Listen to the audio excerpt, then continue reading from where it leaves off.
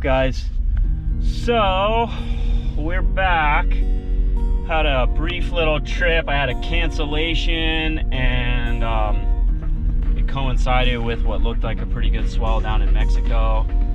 So I jumped down there real quick with a couple of the boys, and banged out a little surf trip down there in Huatulco, way down in southern Mexico, and it was an awesome little break. Got some great waves.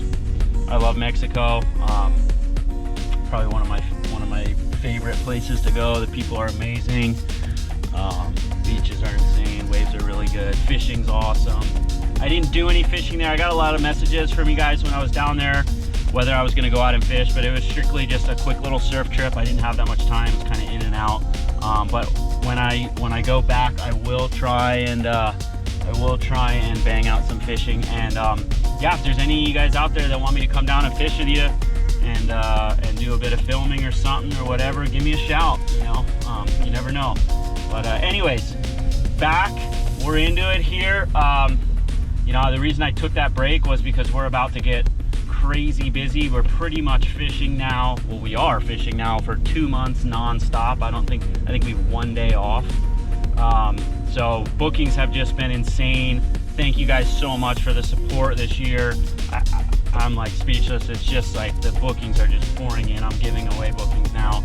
I'm starting to fill up for next year. So if you're looking to book, don't wait till the last minute. If you want to get in those summer months or whatever, hit me up now for next year. Like I said, I'm booked all the way up until August, and we start kind of getting some spots there. August is amazing fishing. August and September, I love that time of year for fishing, and I got spaces. So hit me up if you want to hit those dates. And yeah, next summer, let's do this. But anyways, heading down the boat. It's pretty much getting into that summertime, getting into that rhythm. We're gonna be fishing a lot. We got all the tournaments booked. We got a good season ahead of us. So yeah, hopefully we show you some cool stuff, guys. Again, thanks for the support, and yeah, let's make this happen. All right.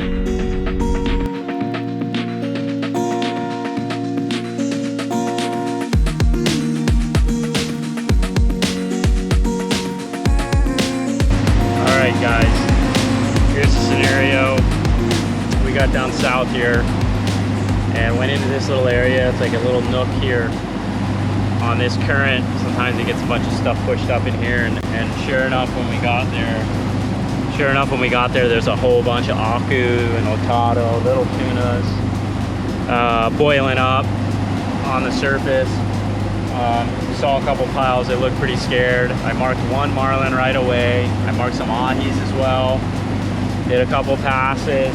Had about 150 pounder come up and try and eat our short corner. Ate it a couple times, came off, and tried to eat the long corner. Terrible bites, and then tried to eat the bullet. But it's starting to come to life here. I don't know if you can see that behind us, but all those splashes back there, straight back. That's a big pile of aku, and they're all around here right now. So straight back behind us. That's small. Those are small tunas, but that's what these marlin are eating. So it's looking prime. It's all pushed into this little corner in here. So we're gonna work this area a little bit. Had a tide change coming up a little bit later today, and definitely licking my chops right now with the area we're in right now. It's looking pretty ideal, picture perfect, textbook marlin area. But we'll see.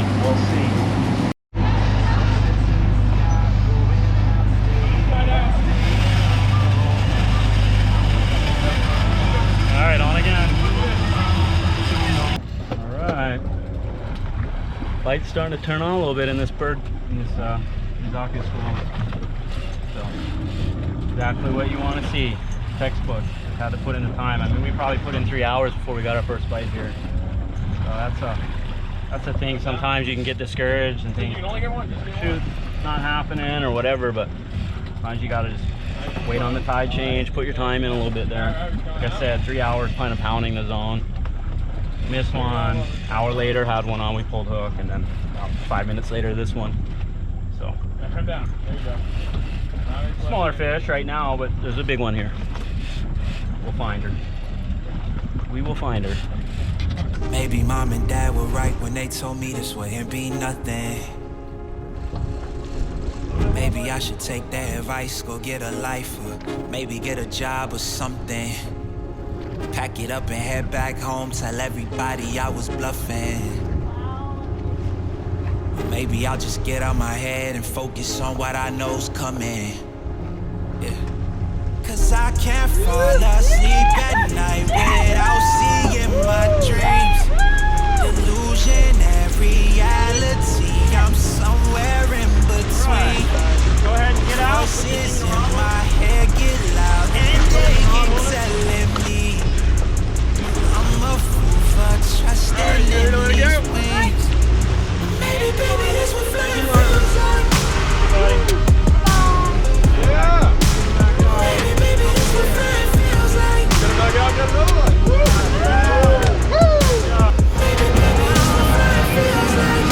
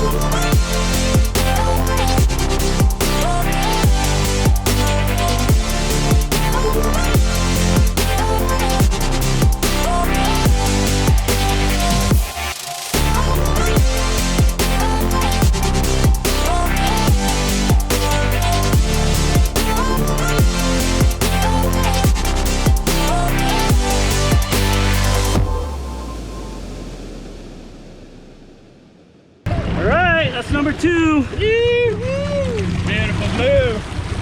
All right. We're gonna put him up right, we're gonna let him go. Yeah. Throw him out that way. All right, buddy. See ya. Woo! All right, man. There you go. There's another. We're 2 for 4 right now. Getting better. Let's find a bigger one.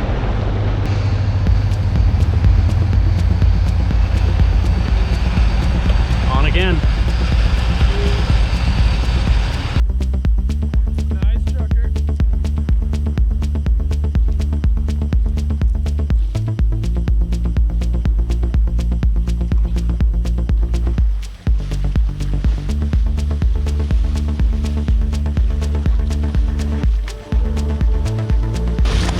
Ooh, nice Palm Beach release. We'll take it. Woo, doggy.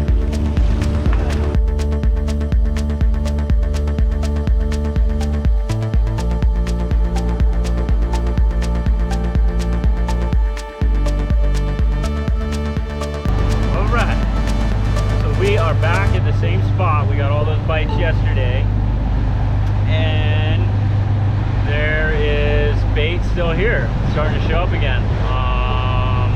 It looks good.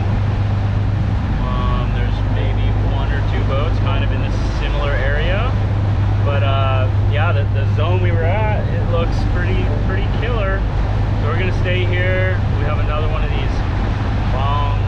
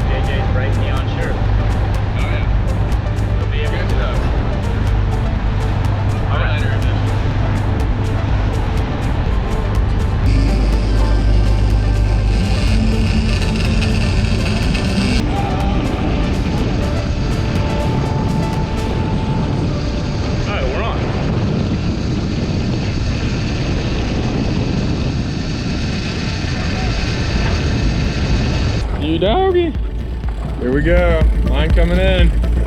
Rod bent. Handsome large bullet, feather sword.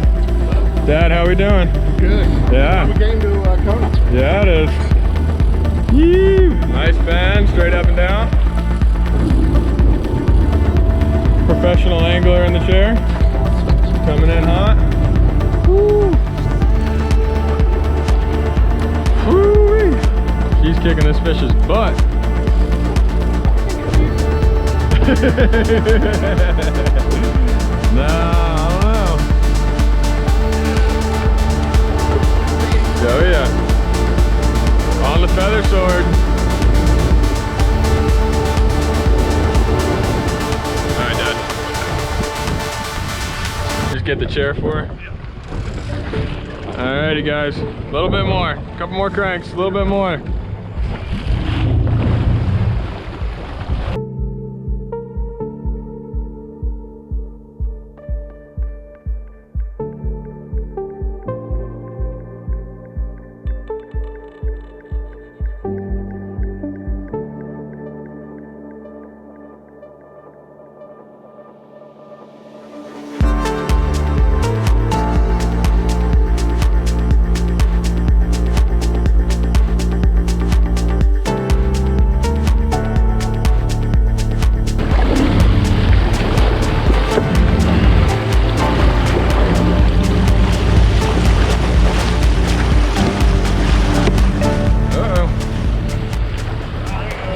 See you later, buddy.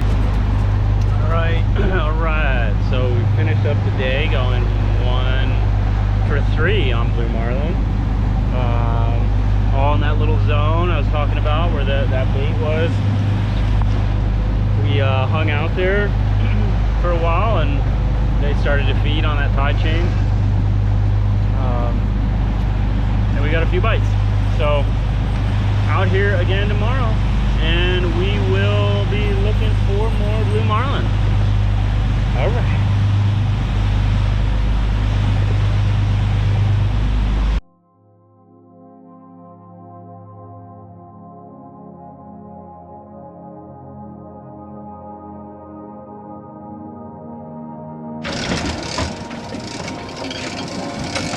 All right, we're on first thing in the morning. Got another one in the spread, clear line. We're chasing this one now, and we can get him. Remember watching this bull when he's going out?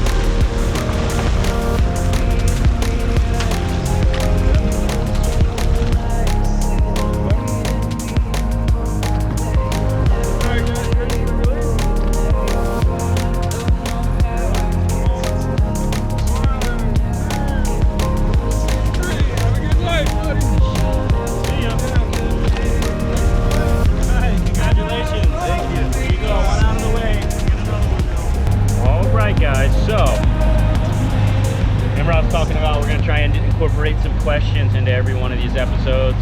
And so, like I was saying, with the questions, if you want to send me a question, jump on my Instagram, give me a follow, Grander Marlin, and shoot me a message through there. Say, hey, I'm wondering about this, whatever it is, and if it's a topic that I think we can cover pretty good on this show, I'll throw it on here. Every episode, I'll pick one. I don't know if it's a really good episode. I'll mention you in the Instagram comment. But here's one I've got from multiple people.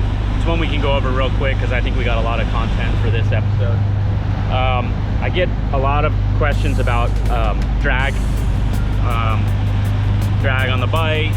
You know, what do you have it at? People are like, hey, I keep losing fish. What do I put the drag at? So again, this is similar to the whole lure question as well. It's a loaded question. Every place in the world is going to be different. You know, if I'm fishing in Cabo San Lucas, you know, if I'm fishing different places, I'm going to use different pressure of drag, right? When I fished in Samoa, there's a certain time of year that there were a lot of small fish around, and I usually had a little bit different drag setting. Now, I'm just going to talk solely off what I'm going to use here in Kona. And, you know, basically off of if you're fishing a big fish fishery or you're looking for big fish. I like to run my drags at about 35 pounds. Seems like a lot, but it's really not actually. The important thing with me is I like that drag on the bite, but I have a piece of tape marked back at about 18 pounds. And I want my crew or my angler to immediately get to that rod as quick as possible right after the bite and get back down to that pressure.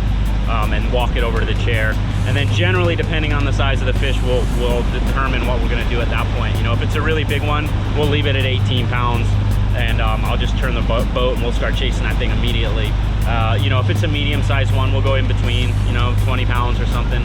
I don't really like to keep it at 35 pounds on blue marlin, right, and just keep it there right off the bite. I know some guys do, and problem is, every once in a while, you're going to have a sneaky one that's a lot bigger than you think, and or you might not see it on the bite, and it's going to break you off, or, you know, that's a lot of pressure too. To once they get a lot of string out on you, you can pull a hook.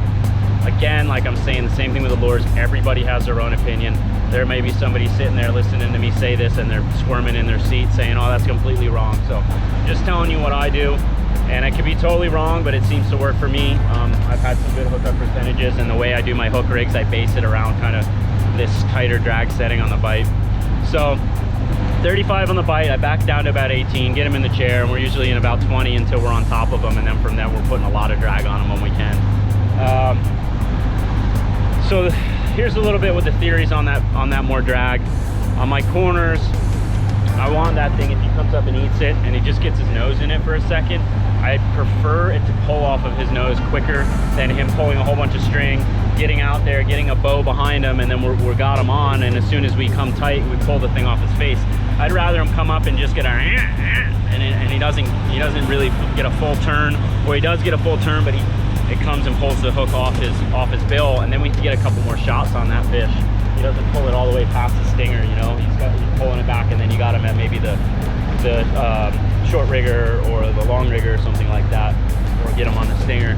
So that's my theory on that heavy drag. The other thing is these big fish, even a medium-sized fish, has a lot of pressure in their jaw force. They can grab something really hard. And you know this if you've ever pulled a decent sized lure as a teaser and you've played tug of war with a decent fish, they can pull hard, really hard, okay? So my thoughts on that is if they come up and they're grabbing that head, I want to pull through, you know, I want to pull into them with my hook. And then obviously there's just the penetrating force. I don't really think the penetration between 35 pounds and maybe like 18 pounds is probably all that much, because they're eating it generally with a whole bunch of force. But on certain bites it might be, you know, if he comes behind it like this and he's eating it like that, then you probably want to have quite a bit of drag. But for me, like I said, I want to just hit them or I don't get them, right? I get that 35 pounds, but like I said, you got to be careful and you back it off quickly. You know, if it's wintertime and there's smaller fish around my stinger, I might keep it around the 18, 19 pound mark. You know, if we see a fish coming up on a lure, I might have my crew back it down and wait and let him eat it out of the clip and then push it up immediately. But that's kind of how that goes. You know, like I said, everywhere's different. If you got smaller fish, you're gonna probably want to scale your drag down a little bit on that. 35 pounds on an 80-pound fish is quite a lot of drag. You're probably gonna flip them right on the bite. And then, you know, your angler and your crew discretion, they have to be able to think, oh, that's a tiny fish, I want him to turn his head. You know, if a 50-pounder and 80-pounder eats, he's not gonna turn his head. So that's that. And that's how you do that.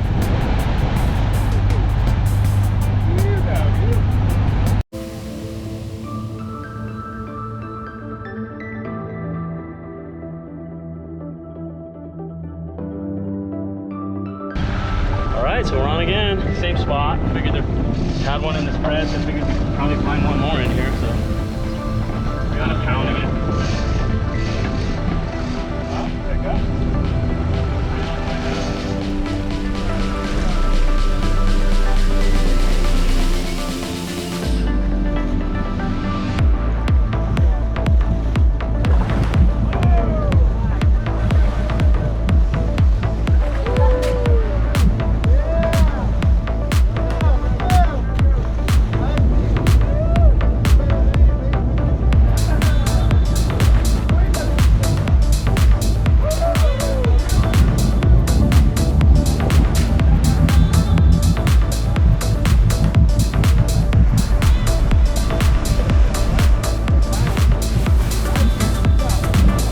Just reel if you can. There you go. Oh! Reel, reel, reel, reel, reel, reel, reel. Reel, reel, reel, reel, reel, reel, reel. Reel, reel, reel. Go, go, go, go, go, go, go, go. Woo! This is way better than spin class. Woo! Look at him go. Reel, reel, reel, reel, reel, reel, reel, reel. Watch out, guys. Watch out, guys. Let's take a step back. Reel, reel, reel, reel, reel.